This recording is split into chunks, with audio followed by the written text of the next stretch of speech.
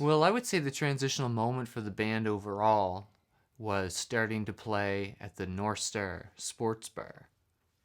That's where you guys started? Our first gig was a Tuesday night at the North Star Sports Bar. It was known for its daytime regulars. It's very cheap coffee.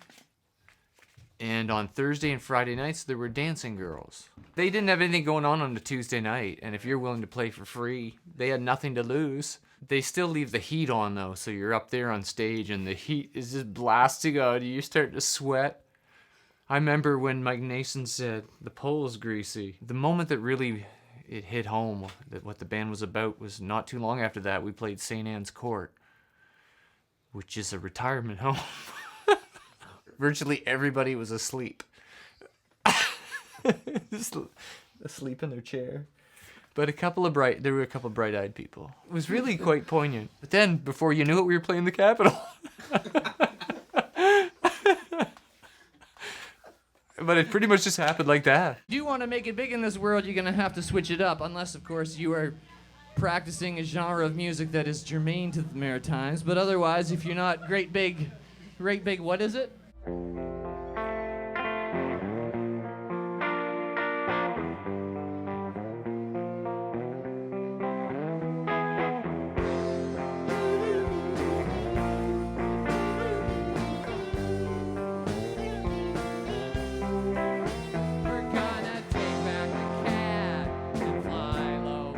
There used to be benches along the side here on the walls. There was benches all up the hallway. Like, you know. It was tight. I mean, obviously it was in a different time, but it was a whole other experience when you were so crammed together, but there's also like... You could smoke in here? Yeah, you can smoke in here. That was what you think. That was like a whole world. You'd walk in for the first time and be like, where am I playing tonight? There's like, you know, no stage, nothing. Could take off real soon while our love's still in and play our But this place is the best in the fact that it's 40 people and you feel like you got a full room. Well, and then, if it's at capacity, well, yeah, so you could have a good time,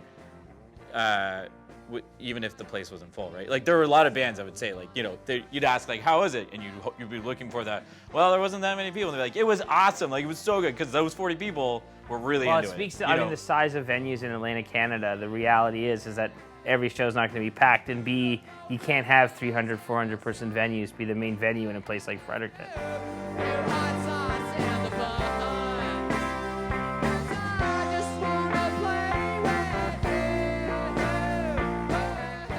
We get these moments where, say you get a band, like, we had it once, the Arkells came through and played here. People were this close to the Arkells. The Arkells are even kind of like, oh, it's cool, we haven't played anything this small in forever. Yeah. You know what I mean? So there was like, both sides of it enjoyed it.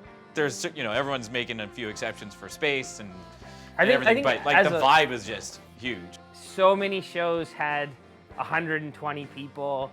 The energy was so good that I think for a lot of bands would come from away and go, I can't believe this exists in Fredericton, New Brunswick. Like that's when you get a reaction, and that's why it came like top 3 in best venues in Canada and like Searchlight. We didn't even try to get top 10.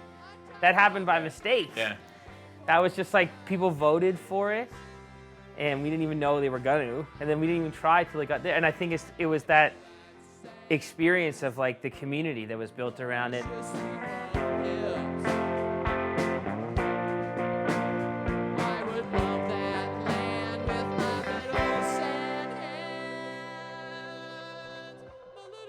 If I had to pick one local band as my absolute like nemesis at this point, it would probably be Young Satan in Love. I'm doing the cleaning during the day, so I'll fucking come in here after a show that they've done that night, and there'll be just fucking streamers all over the place, and I'm just like looking at them like, oh my god, I have to fucking deal with this tomorrow.